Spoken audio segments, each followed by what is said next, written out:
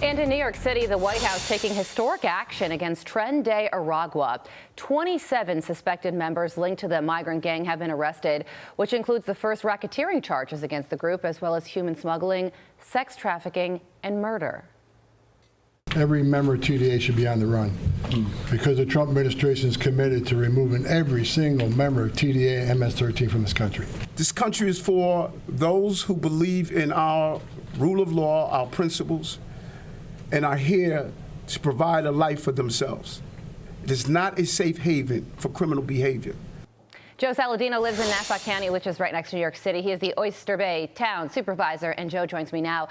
Joe, good morning to you. So regarding these 27 arrests yesterday, NYPD Commissioner Jessica Tisch said they targeted vulnerable women from Venezuela, forcing them into sex work and threatening to kill their families if they didn't comply. These are depraved criminals with absolutely no regard for human life. And they were living just miles from where you and your family are right now. So what is your reaction to these specific arrests? And has the immigration crackdown impacted your community as well? The immigration impact has been minimal in our community. In terms of fear, everybody's concerned. Why were these folks allowed to stay in this country this long?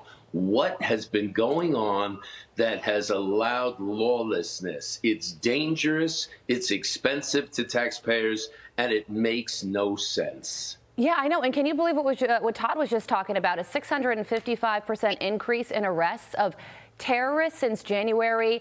200 suspected terrorists have been arrested. What do you think the Biden administration would say about that? Oops.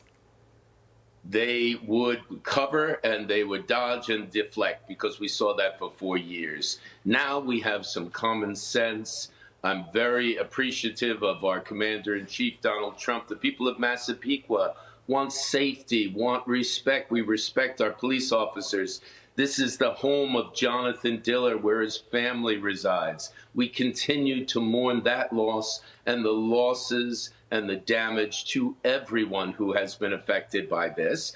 Beyond that tremendous price, there's the costs. The New York State budget calls for $2.4 billion to house people here illegally. That money needs to be spent on education, on our local municipalities, on assistance to our taxpayers. Yeah. So yes, we're outraged. This has been taking place for so long, but we're appreciative that the law enforcement has got it right now and is removing these very dangerous people, terrorists, anti-Semites, all removing them from our country. Well, I'm glad that you bring up the town named Massapequa, because it's getting national attention right now, not just because Brian Kilmeade talks about it on Fox and Friends, although he has pointed out that on Long Island there are a lot of town names that are named after Native American tribes, like Massapequa, Wyandanch, Wantagh.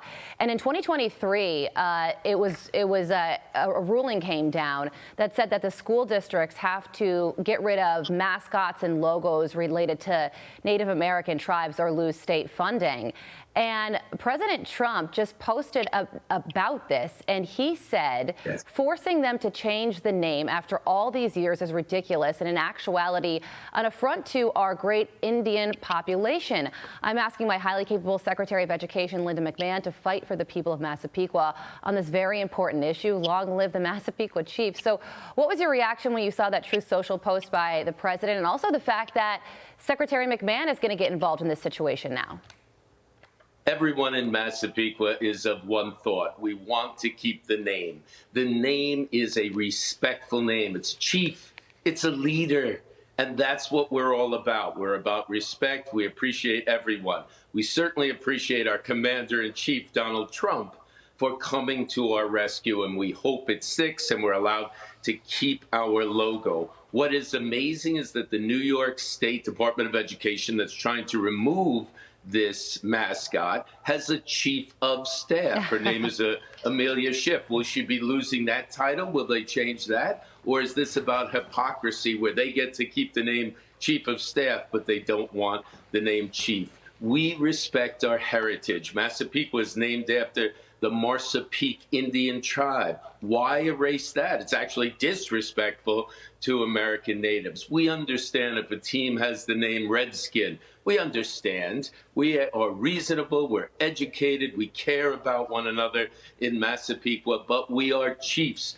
Brian Kilmeade, who was a phenomenal athlete in high school and is well known and respected in our community, he knows our motto: once a chief, always a chief. Therefore, it's about respect. It's about a winning attitude. It's about being brave and moving forward. And that's just what we're going to do. I was lucky enough to meet Donald Trump at the Diller wake, and he said, "You have such a respectful community. You love law enforcement here. You are doing the right thing and will continue to do the right thing." And part of that is keeping our mascot. We are chiefs in this community, which means leaders. We respect our Native American heritage, and we want to continue to further teach about our American Native heritage. That's right. And this is well, part listen, Joe, I mean, this has been elevated to the highest levels. President Trump posted about it, so he will be following the story, and so will we.